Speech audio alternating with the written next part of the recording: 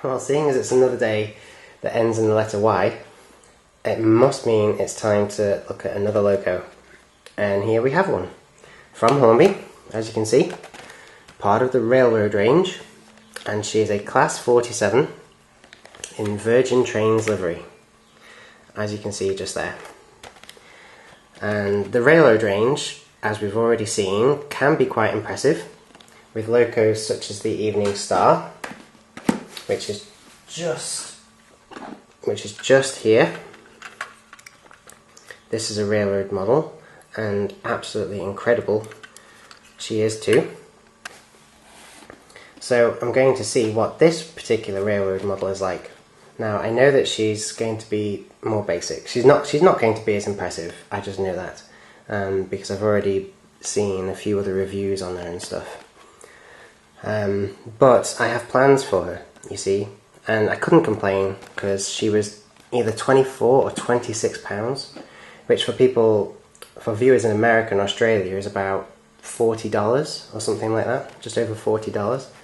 So she is incredible value, she really is. Without further ado, let's get her open and see what she's like. So for a start, you can see that the packaging is already better. It is better than the Hornby packaging that we're used to. They've done away with the tissue paper that the cats like to play with before it goes into production, and they've replaced it with a big sheet of plastic window thing that goes over the top. And then as you take the loco out, you see that it rests in a very thin piece of cellophane that seems to coat the inside layer.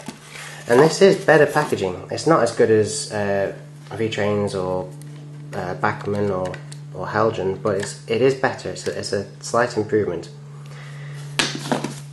So here we have the instructions for this particular loco. Oh great, as you can see she's a Ringfield motor, which isn't excellent. That's not brilliant news. The Ringfield motors are they're a little bit rubbish, but they are reliable generally. They're pretty easy to maintain, and they're cheap. Cheap. And that's what's good, I suppose, in some ways. They're very inexpensive, which is why, along with some very basic detail, this model can be as low as 24, 26 pounds or whatever you manage to get her for. And that seriously is how much she cost. I don't know where she came from because she was a gift, but I know that she cost about that much money. So we've got a coupler there. So let's have a look at her. Well, as you can see, she is pretty basic. For a start, she's got these really nasty bogies that just hang about 5 miles below the actual loco until you put it on the track, and then she looks like she should. But, you know, what do you expect for such a low price and for such a budget model? To make them, you know, the type of impressive bogie that hugs the loco that we're used to on other models means that she's going to cost more money. And she's a railroad model, as you can see. So she's a budget model, basically. I've had loads and loads and loads and loads of questions about what is it with the railroad stuff. And basically, railroad is a range of products that Hornby released some years ago now that are basically budget models. They're basically lower end. They are entry-level models. They're aimed at two different areas of the market, basically. One, they're aimed at kids. They're aimed at children who are, you know, under 10 years of age and perhaps can be a little bit rougher with their locos. I'm not saying all children under 10 are rough, but a lot of them can be. And that's okay because, as you can see on this particular model, there's nothing to really break off. Possibly apart from the couplers or the buffers, there's nothing that can be snapped off at all. So they're really robust. But they're also aimed at people who are quite serious about modelling, but perhaps are just getting back into the hobby and haven't really got the money to spend on really expensive locos. And then there's the people as well, I suppose a third group to be honest, who you know, are into modelling, are above 10 years old, in their 20s, 30s, 40s, 60s, whatever. Money isn't really a problem, but they want to do stuff with this particular loco. They want to experiment with it. They want to weather it and put their own detail on, perhaps even fit their own lights, rip the motors out and put their own motors in. And you wouldn't want to do that to a dead expensive model in case you bodged it up and ruined it, because that would be a huge waste of money. But to do it on a loco like this that's quite inexpensive, well, even if you know you were to bodge it up, you can just buy another one and just try again.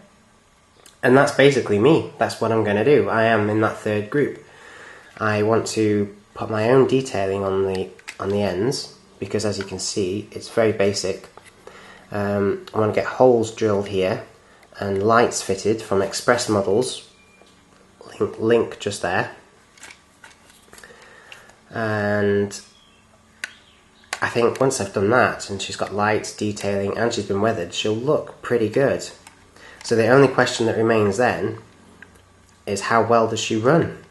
Well, thankfully these railroad models, they run really well, really well. She may only have one motor here, but she has pickups on every single wheel. So, well, I say every single wheel. There's two here with traction tyres for increased traction, so they don't pick up current, but every other wheel does. So let's put her on the track and see what she's like. Okay, so here we are in the recently modified railway. As you can see, this innermost loop here now has a gradient, which is pretty cool.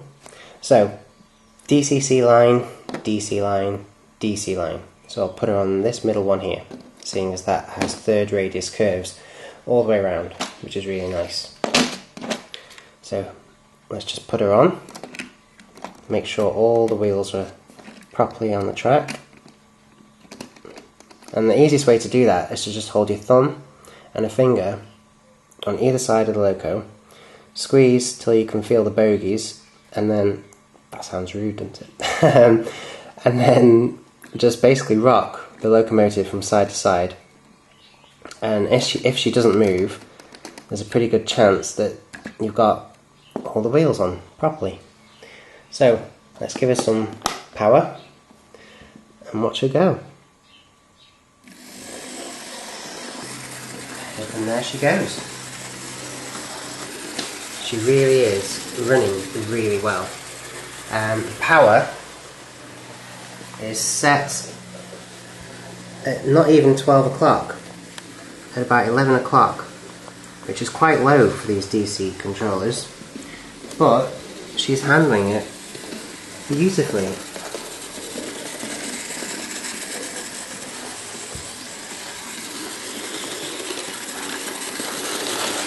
Negotiating the points and the curves with ease. There's no stalling, no labouring of the engine. I just can't fault it. She's running beautifully. So once she's weathered and she's got some detail put on and lights as well, she'll be incredible.